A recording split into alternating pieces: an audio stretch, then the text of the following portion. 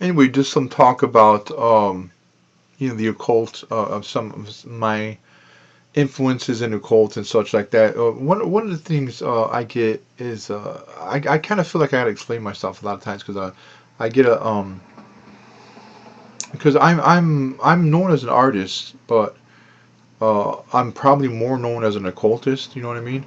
So I come from a strange family with strange lineages. My family's broken up and schism into different groups. There's interesting people in my family, to say the least. So, but one of the things is that some of the notoriety is it's like infamous or detrimental, which I don't really like as per se. So I give you an example. Like I was at a park, and a teenager, a witch, a Wiccan witch. She recognized me from wherever. I don't know how she recognized me. She just recognized me somewhere, and she wanted to look in my mouth. I was like, "What do you?" I was like, "What?" Why do you want to look in my mouth for? And she's like, "Well, I had heard, I know who you are. It's kind of easy to pick me out. I'm a big old burly fat dude, and I'm always in black. I have an ugly face. Because recognize my ugly face real quick. So I kind of get that. So, but she wanted. I don't like. First of all, don't put your fingers in my mouth. I don't like that. First of all, I don't like strangers touching me. Period. But this one girl was really adamant about it, and she was a real devout Wiccan. But she was interested in Wakani, which is there's all the difference in the world between a Wakani witch and a Wiccan witch. But I guess she had interest, so she had heard some kind of rumor that um like masters of Wakani witchcraft don't have bottom teeth. Which in some ways is true. You know what I mean? Kind of weird. If it doesn't just fit like that. There's some truth to that, but there's an evolution process to that. Anyway, so this kid, is like trying to, talking to me. I'm talking to her about, the cross fixture between nature, occultism, and transcendence. The way we do, in other words, the way we perceive nature and how nature is used in the occult, and a search for God. That's what we're talking. Kind of a deep conversation, with it. And she's a stranger to me too, by the way. I'm in the park. So, but at one point she was like, "Well, she wants to look at my, wants to see if I have teeth on the bottom." I'm just really, really, really ardent and obsessed with that, which is kind of strange because I kind of look like I have teeth because I don't have teeth on the bottom, probably for that reason. But the thing is that I guess I kind of look like I do, because I have these like weird. I have a strange physiology. So yeah, don't put your finger in my mouth, man. I don't like that. So anyway, this girl was, I'm finally, finally to the point. I'm like, hey, yeah, I don't have teeth on the bottom. Okay, wow, yeah, what does that mean? Just leave me alone. So getting back to the more important thing is don't when you're getting into the occult world, you got to understand this is a search for enlightenment. That's my point. See, everybody's trying to reach God or enlightenment in different ways, and that is the crisp brunt of it. Okay, so that's what it is. So that's why I'm accepting of different things. I'm very accepting of different cultures and real tolerant of different cultures. Very inspired by different cultures as well. Because sometimes people go, "Oh no, that it's only our way. It's this way." You got to watch out for that. If somebody says, "Well, you can only be saved this way. You can only be saved that way," you got to watch out for that. You got to just try to do what is good. You know. Because there's really two opposing philosophies. There's do as you will. A lot of people go do as you will, but don't harm. That's part of the Wiccan thing. But you got to understand something. Wiccan witchcraft is new, compared to old world witchcraft. Okay, and do as you will, that's adopted by kind of different people. But do as you will means do whatever you feel like it regardless of anybody else's feeling, as long as it makes you feel good and you don't get caught. That's what that means. So it's an evil thing. But they took that evil slogan and they switched it to do as you will, harm no one. They put harm no one or something like that. So each sect has a different way to say it. Do as you will, but harm none. Okay? Do as you will, number one, is evil. So back in old school days, and I'm not talking about the 1800s, I'm talking back 1500s, 1400s, 1200s, the days of the Crusade, when the Knights Templar were cutting off people's heads who were doing evil crap. Do as you will came from that era of those Luciferian era, true old school beyond before medieval before the Renaissance, the Dark Age. That's where that comes from. But before that was a better saying, and that better saying is it's a riff on what Jesus Christ says in the Bible, where he says, treat other people as you would have them treat you. That doesn't mean treat people the way they treat you. A lot of people misconstrue that. They go, oh, I treat people the way they treat me. No, he's not saying that. He's saying treat people the way you would like to be treated yourself. Okay, now that actually predates do as you will, you know, and predates as above, as below. But a lot of people try to take all that satanic stuff and try to put an ancient tip on it. It's not that ancient, okay? It's not. Satanism is not very old. You know what I'm saying? It's not very old when it's compared to the old world religions and Zoroastrianism and, Judaism and all that. It's not that old. You like to say they are, but they're not. So that's where that thing comes from. So the reason why I bring up that saying against the saying of Christ is because really every group in existence, no matter how strange or bizarre they are, I come from a group that's extremely bizarre. We're very secretive and all that stuff.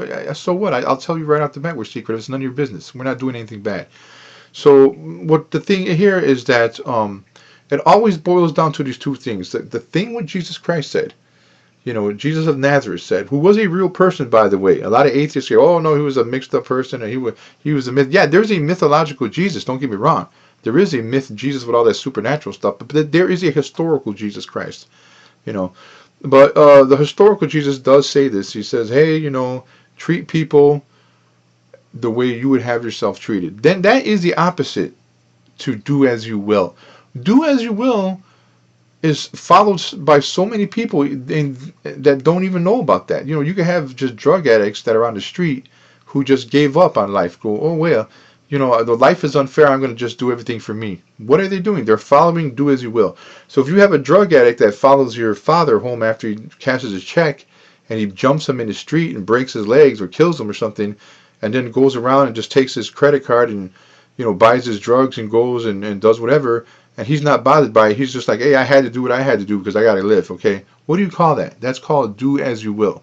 If you got a guy that's a rapist, he goes and grabs a girl and rapes the girl, he don't care as long as it makes him feel good. As long as he don't get caught. That's called do as you will. So do as you will is the original evil text. Later on, that was adopted and changed to do as you will but harm no one, okay? But you got to understand, first of all, where do as you will comes from. All right? So understand that. That's what I was trying to tell this Wakani witch. I'm not Wakani witch, Wiccan witch. Wakani witches are a whole world different than that. They're not the same species at all.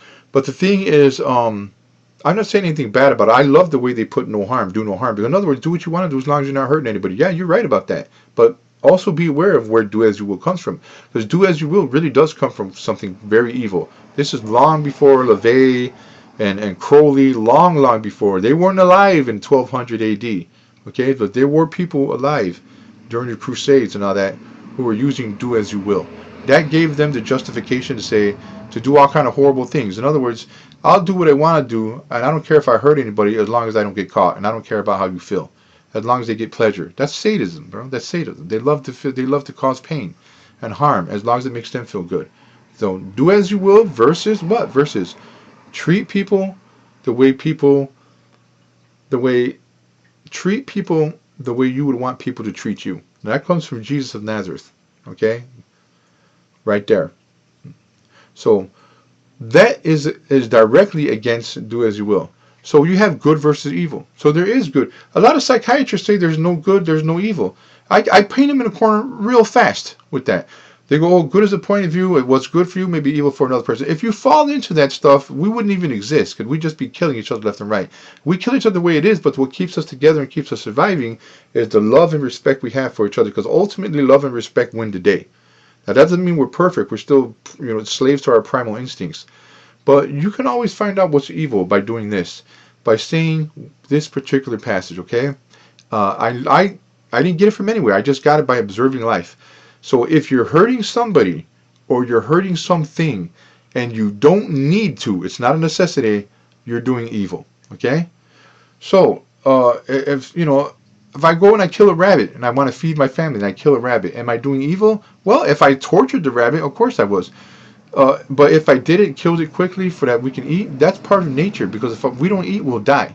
Okay, so no, it's not evil. But now if I already had food and they weren't hungry or whatever, and I killed the rabbit and I did it just for the heck of it, yeah, it's evil. Okay, so in other words, when you do evil or hurt somebody or hurt something when there's no necessity for it, you are doing evil. Okay, and there's different grades of that. Now we all do evil throughout the day because there's a lot of things that we do that we shouldn't be doing, and there's no necessity for it, yet we do it anyway. We hurt somebody, sometimes people we love or whatever, and but we have a retrograde aspect because we can go back and say, I'm sorry.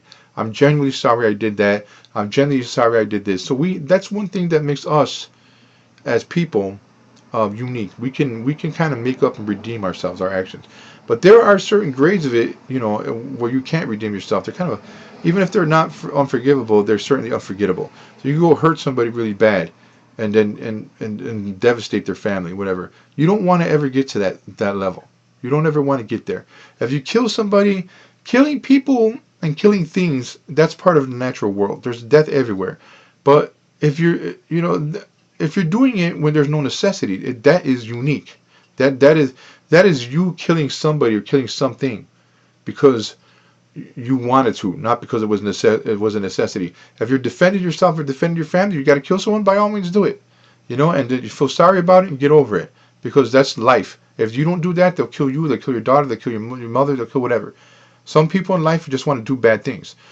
But you as a person, you have to draw the line where you got to be strong, not weak, but still good. A lot of people, well, if you're good at two shoots, you're weak. Well, really, to be honest with you, if you ever look through history, most of the goody two shoots who kill horrible people are the opposite of weak. They're fantastically strong. You know, you got to be strong to put down these evil bastards. You got to be strong. Okay, even if you look weak, you aren't weak. So the idea that there's always this fight between good and evil does persist today.